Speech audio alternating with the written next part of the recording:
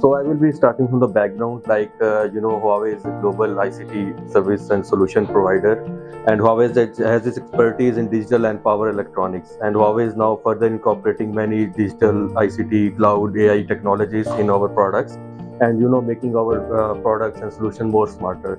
So one of the example is this NOC Center, because this is running the FusionSolar Huawei's own monitoring platform that has integrated O&M system, live monitoring, and also you can rectify different faults in it.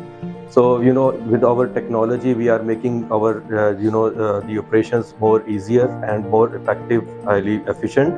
And if we, as you talk about the IV curve, definitely if you see in the past years, when you have to find the fault in the PV side, you have to send your O&M team to the site. It required more resources, more operational cost to rectify the faults. But now with the Huawei smart technology, now with a single click you can scan 100 megawatt plant in 20 minutes, and you don't have to send anyone. But in the report you can find the exact fault, 14 different type of faults actually from the PV side.